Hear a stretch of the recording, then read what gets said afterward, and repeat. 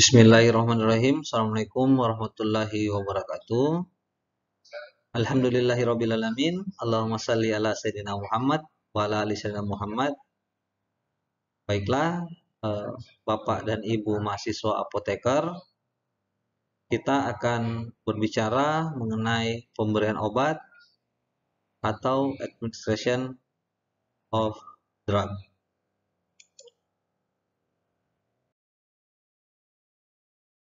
Untuk menambah pengetahuan, diharapkan Bapak dan Ibu sekalian sudah membaca mengenai peraturan pemerintah, yaitu Peraturan Menteri Kesehatan nomor 72, 73, dan 74 untuk rumah sakit, untuk apotek, dan untuk puskesmas, ya, di mana puskesmas ini sudah ada update tahun 2020 terkait pekerjaan pelayanan kefarmasian, ya. Utamanya diharapkan untuk dibaca adalah petunjuk teknis dari masing-masing PMK tersebut. Kemudian PP 51 tahun 2009 ini adalah dasar dari semuanya, sehingga diharapkan harus sudah dibaca sebelumnya.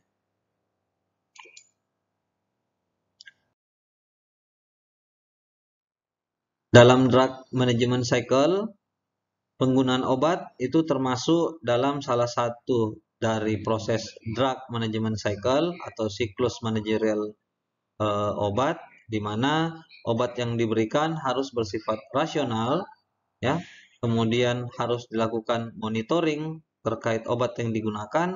Apakah monitoring tersebut kita akan memonitoring efektivitasnya ataupun kita memonitoring efek sampingnya. Setelah itu, kita akan melakukan evaluasi secara terus-menerus sampai pasien sembuh atau keluar dari rumah sakit.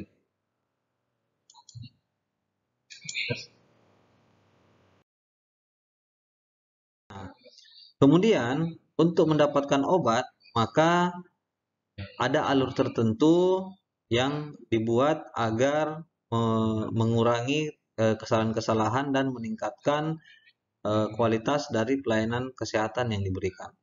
Kalau kita lihat di sini, dokter menulis resep, kemudian apoteker melakukan telah resep, kemudian tenaga teknis kesehatan menyiapkan obat dan etiket, kemudian apoteker kembali melakukan telah obat, kemudian menyerahkannya, apakah menyerahkan ke pasien jika itu resepnya adalah model personal prescription, atau diserahkan kepada perawat atau ke nurse station jika obatnya itu di rumah sakit untuk pasien rawat inap, ya, dengan sistem distribusi unit dose dispensing. Kemudian setelah itu obat akan digunakan oleh pasien, apakah digunakan sendiri atau dengan bantuan teman-teman perawat. Kemudian setelah itu dilakukan monitoring.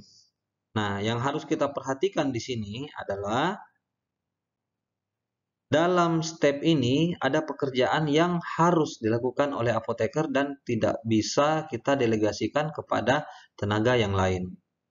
Ya, kalau kita lihat di sini adalah telah resep dan telah obat. Nah, di sini yang ditelaah adalah resepnya. Nah, selanjutnya ketika terjadi masalah atau kita temukan drug related problems ataupun ketidaksesuaian administratif terhadap resep tersebut, maka kita kembalikan obat resep tersebut kepada penulis resepnya. Nah, kemudian begitu pula dengan telah obat, ketika obat yang disiapkan tidak sesuai dengan resep yang diberikan, maka kita akan mengembalikan ke step ini kembali untuk diperbaiki. Nah, kemudian penyerahan di sini itu harus disertai dengan informasi sehingga obat yang diberikan itu sesuai baik cara penggunaannya maupun dosisnya kepada pasien.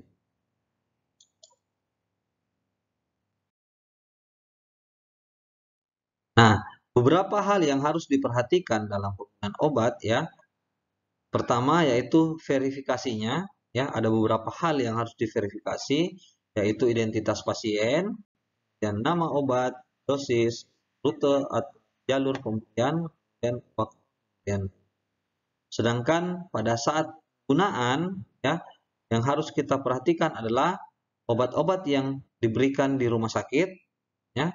Kemudian adakah obat-obat yang dibawa sendiri oleh pasien? Kemudian jika ada, apakah pasien lanjut menggunakan obat tersebut pada saat dirawat atau obat tersebut di stop dulu ya, biasanya untuk instruksi dokter.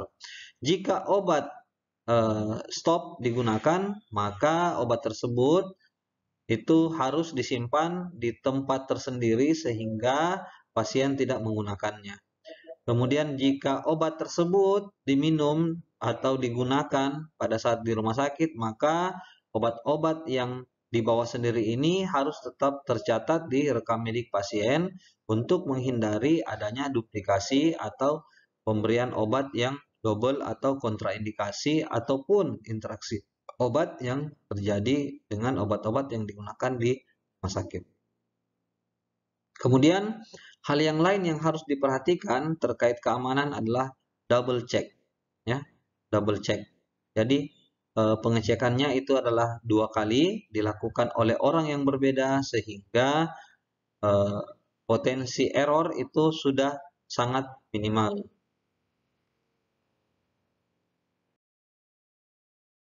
Nah, untuk verifikasi ya kita lihat beberapa di sini. Yang pertama adalah identitas pasien. Itu kita harus melihat nama dan nomor rekam medik. Nah, harus diperhatikan ini modal untuk OSCE dalam hal menanyakan nama pasien ya. Kita jangan masuk misalnya kita membawa rekam medik ya dan ingin ke pasien atau misalnya dalam pelayanan di apotek atau di rawat jalan pada saat pasiennya datang kita tanya namanya siapa ya. Jadi cara mengkonfirmasi adalah bertanya dengan namanya siapa. Nah, kesalahan yang banyak terjadi adalah kita menyebutkan namanya dan mengkonfirmasi kepada pasien. Misalnya di resep tertulis Nyonya Solihun misalnya. Nah, kita tanya ke pasien, benar Nyonya Solihun? Nah, biasanya pasien menjawab ya. Nah, itu biasa jadi mispersepsi. Nanti kita akan diskusikan lebih banyak pada saat pertemuan.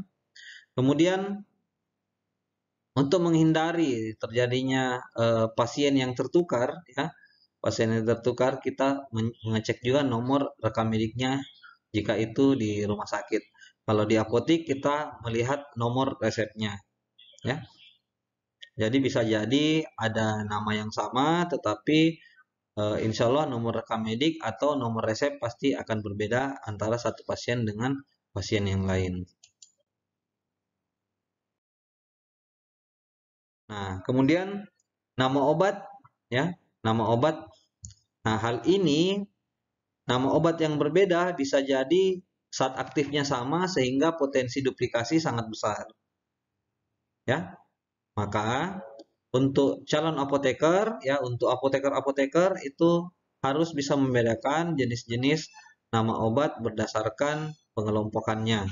Ya, ada 3 poin besar di sini. Di sini ada 4 sebenarnya, tapi 3 poin besar harus kita perhatikan. Yang pertama, generik berlogo, generik bermerek, dan paten.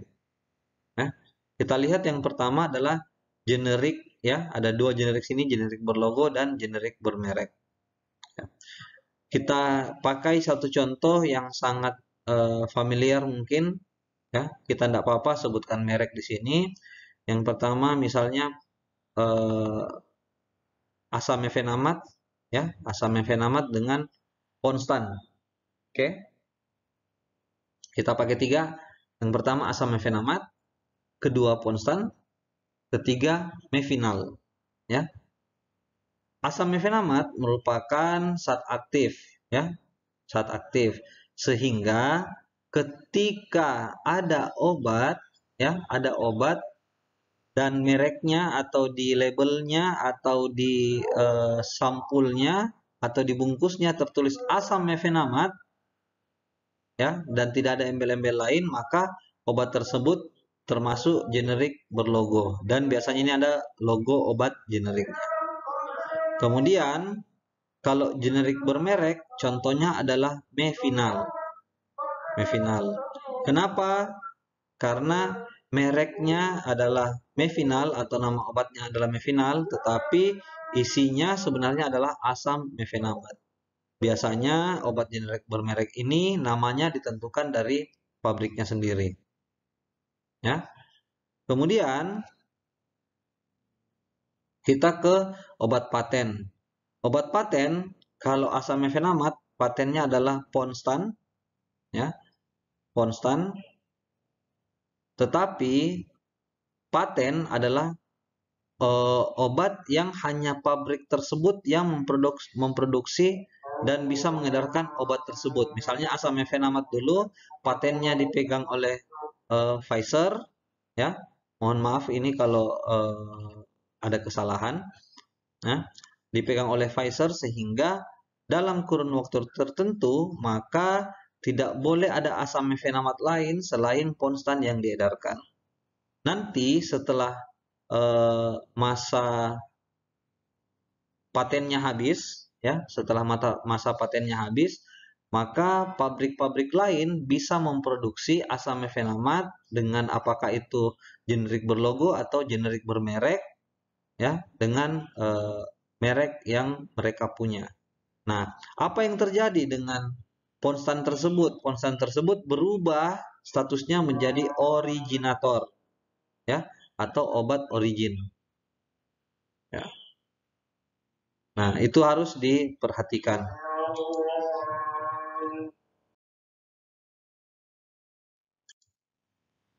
Nah, kemudian selanjutnya kita berbicara mengenai verifikasi dari dosis. Ya, dalam dosis biasanya ada miligram, gram, mikrogram, dan cc. Nah, standar yang digunakan adalah sebenarnya kalau standar internasional adalah kita menggunakan satuan gram, ya, dan dituliskan gram bukan G, karena kalau dituliskan G di resep maka dapat interpretasinya berbeda menjadi angka 9 misalnya. Nah, mikrogram juga seperti itu, harus dituliskan mikrogram bukan dengan singkatan seperti ini, ya. Kemudian miligram. Dosis yang lain adalah tab atau singkatan dari tablet, kemudian ampul, vial, tetes per menit jika obatnya adalah bentuk infus, ya. Kemudian model-model yang lainnya, misalnya satu supo, satu pil, dan sebagainya.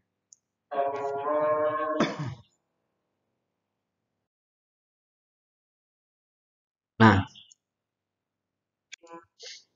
selanjutnya kita berbicara tentang rute pemberian, ya. Ada dua rute pemberian besar, yaitu enteral atau melalui saluran cerna dan parenteral di luar saluran cerna.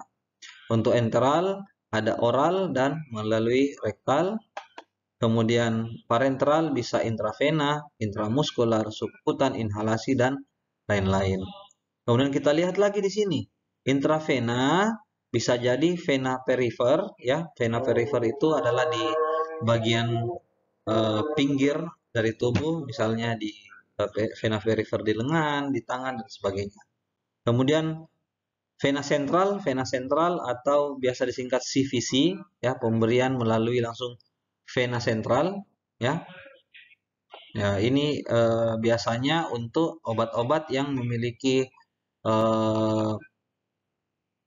kekentalan yang tinggi, sehingga kalau ditakutkan kalau lewat perifer bisa menyumbat, ya, atau menggumpal. Nah, kemudian dalam pemberian intravena ada beberapa hal istilah yang harus diketahui, yaitu bolus dan infus, ya.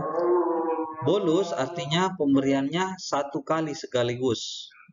Biasanya dalam syring atau dalam spoid langsung diberikan sekaligus. Infus diberikan sedikit demi sedikit. Nah, kemudian pemberian syring pump itu mirip dengan infus tetapi menggunakan alat yang namanya ya syring pump. ya, mesin yang diatur kecepatannya untuk obat masuk ke dalam tiap per berapa menit atau per berapa jam. Sedangkan pemberian infus ya secara sederhana itu dapat berubah-ubah frekuensinya, alurnya karena itu sangat tergantung dengan posisi ya, posisi infus, kemudian posisi pasien, sehingga kalau untuk obat-obat yang indeks terapi sempit ya harus menggunakan shearing pump.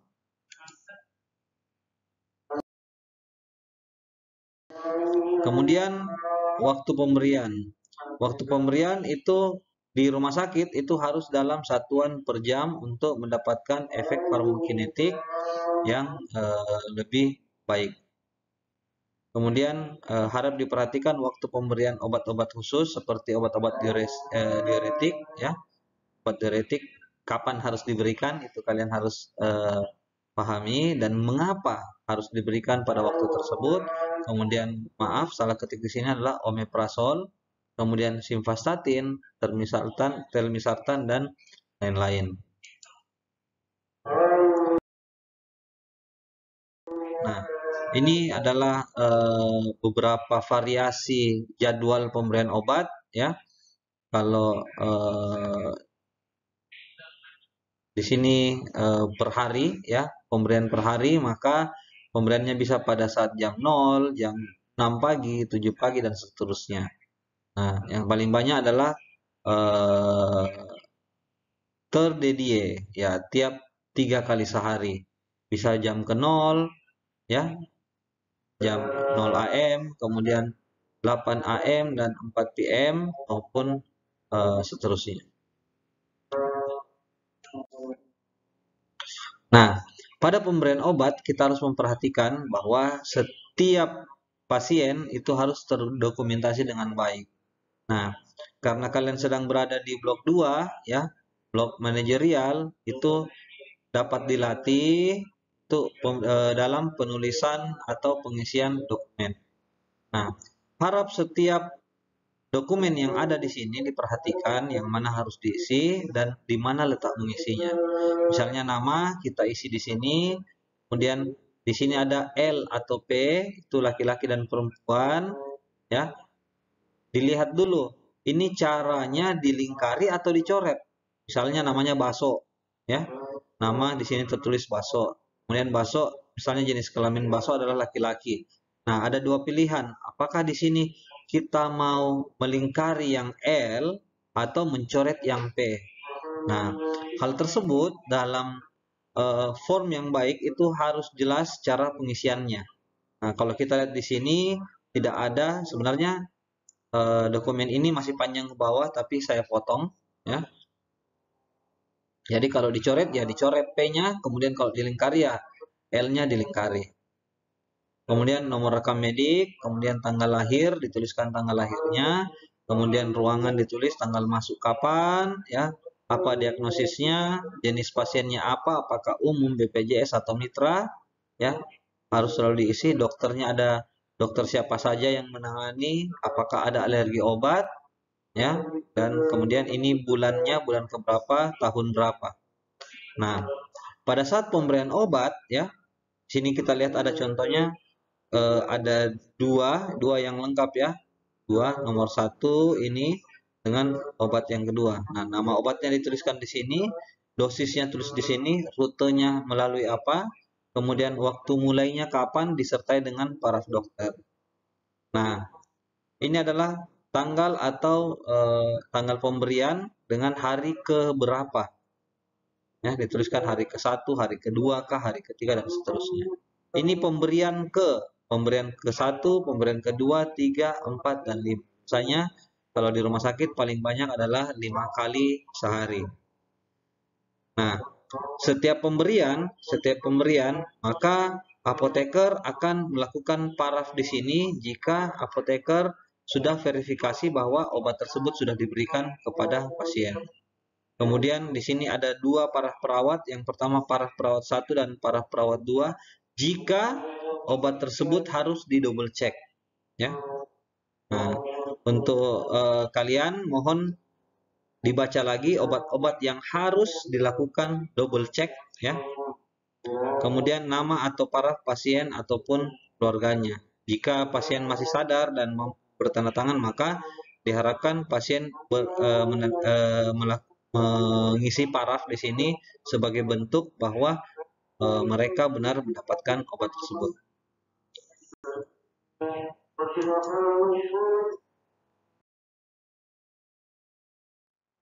Ya, obat-obat high risk itu harus diberikan ya, atau harus dilakukan double check sebelum pemberian ke pasien, karena jika obat-obat ini salah diberikan kepada pasien maka dapat menyebabkan kerugian yang sangat besar kepada pasien dan mungkin dapat menyebabkan kecacatan hingga kematian dibandingkan dengan obat-obat yang tidak masuk kategori high risk. Obat yang termasuk kategori high risk yaitu high alert, larutan konsentrat dengan obat-obat yang look alike, sound like. Ya, saya kira cukup sekian untuk pemberian obat. Kita akan diskusi lagi di pertemuan selanjutnya. Subhanakallahumma bihamdik asyhadu an la ilaha illa anta astaghfiruka wa atubu ilaik. Assalamualaikum warahmatullahi wabarakatuh.